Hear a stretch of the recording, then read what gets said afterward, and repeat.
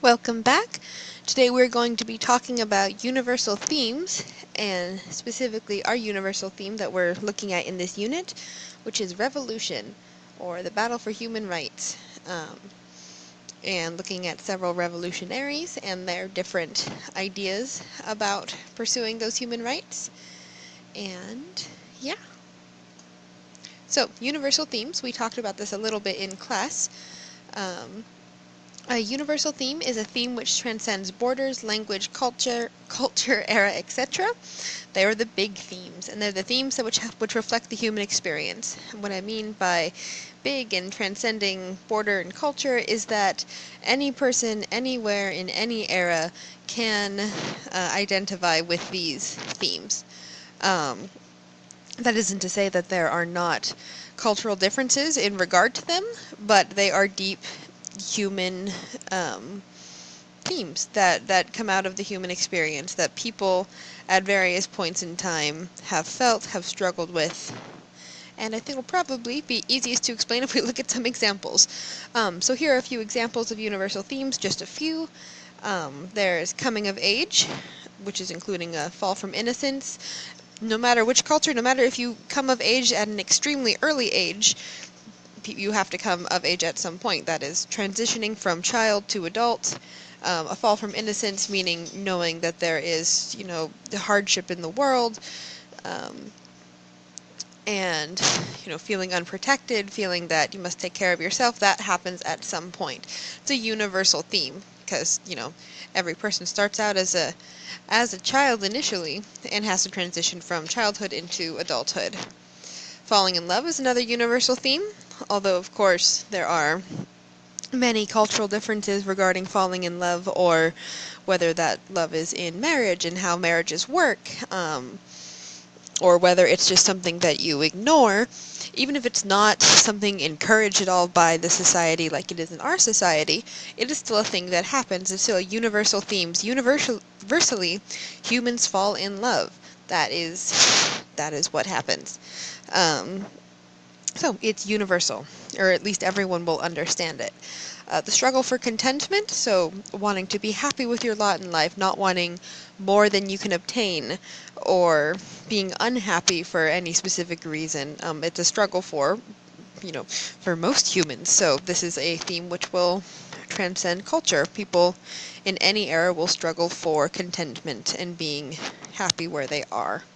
So our universal theme that we're looking at is revolution, the battle for human rights. Um, and what I mean by that is sort of the inalienable rights of the human, which we have had lots of revolutions over, which we'll get into with different revolutionaries in just a minute. Of course, not every culture accepts that there are these inalienable human rights. Again, we are from the U.S., and so we have a very solid idea of human rights.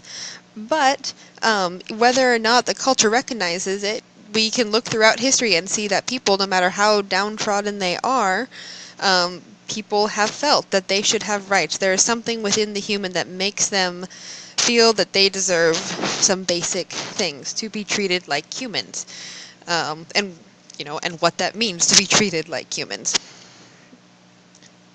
So, questions we should ask about this theme, and what we can ask about most universal themes is, so what do people revolt against initially?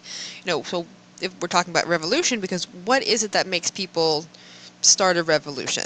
And it's usually a very similar thing. It's usually oppression that people are fighting against, whether that's poor pay in different union revolts, a pay so low that you're not able to meet your basic needs, or being treated well.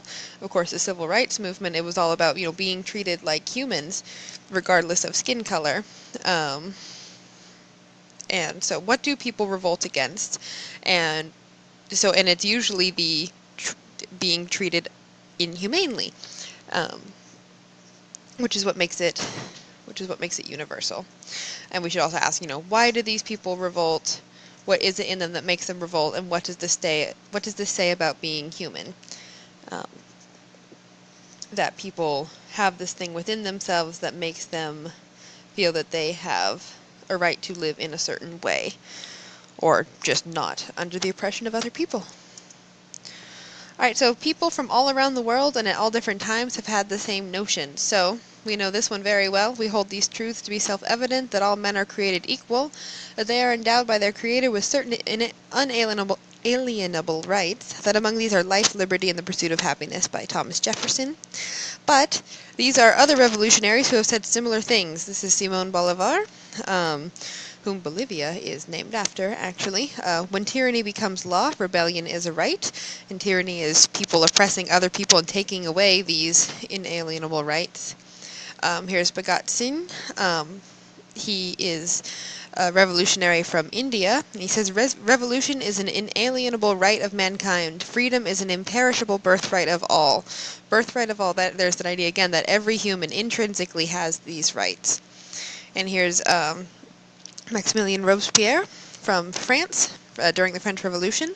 Says, any law which violates the inalienable rights of man is essentially unjust and tyrannical. It is not a law at all.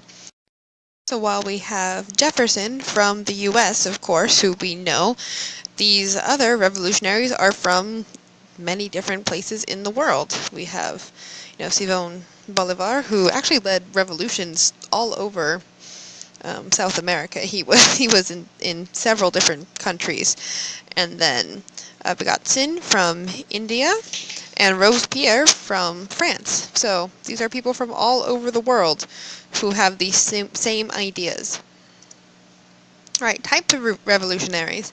There are, I'm sure, lots of different types of revolutionaries, but for our purposes we are going to group them into two categories. And those two different types of revolutionaries are nonviolent and violent. So, as far as nonviolent revolutionaries go, those are people who think that they should pursue human rights without by nonviolent means. We have Martin Luther King Jr., who we know opposed violence greatly. Chai Ling, she was one of the student leaders in Tiananmen Square uprising, the student uprising there, which was a peaceful demonstration. It wasn't stopped peacefully, but students were demonstrating peacefully. And Gandhi, who we just read the work by, or the work about, secondary sources. And then violent revolutionaries, like Bolivar, Sin, and Robespierre, who we just discussed on the last slide, were all violent revolutionaries, who thought that, yes, it's best to be, of course, nonviolent. We would love to not have bloodshed, but no one will listen to you. You will just continue to be oppressed if you do not make the oppressors stop oppressing you. And so, by any means necessary, including violent means. So, consider what might be the pros and cons of either type of revolution. Now, I know, of course, it's like, well, of course, non-violent is better. If people don't die and people aren't injured, that's better. But there are, of course, pros and cons to either type. All of these non-violent revolutions, like I said, were met with violence. We know that the civil rights movement that Martin Luther King led was met with violence. As I just said about Chai Ling, the student Tiananmen Square uprising was peaceful, but was met with extreme violence. Many of those students were killed. Tanks were brought in, actually, on them in the square. So that might be, a con of those types of revolutions. So consider what might be the pros and cons of either type. And that leads into your assignment. So for your upcoming assignment, you will be researching one of the three violent revolutionaries from the last slide. So, Sin, Robespierre, or Bolivar. And you will read the primary source for the revolutionary provided in the next section. Those are writings from those revolutionaries that I have provided for you, and find one secondary source on your own. And there is a lesson in the course about primary and secondary sources coming up, so you will be made aware of what primary and secondary sources are.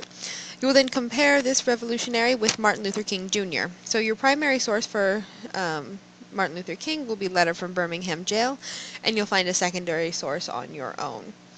Again, the primary sources for the three revolutionaries are provided. You need to only choose one. You may read all of them if you like, but you're only choosing one revolutionary to write about and compare with Martin Luther King. So you will write an at least 4-paragraph essay in which you discuss your findings, and those are detailed in the assignment sheet, more specifically what you should be discussing. Alright, here's a little consideration for the end of our introduction here. You've noticed that I've put lots of art pieces into this presentation. And have you noticed that revolutions inspire art? Do you think that other universal themes might inspire art? And why? Why would universal themes inspire lots of art? Alright, thank you. Goodbye.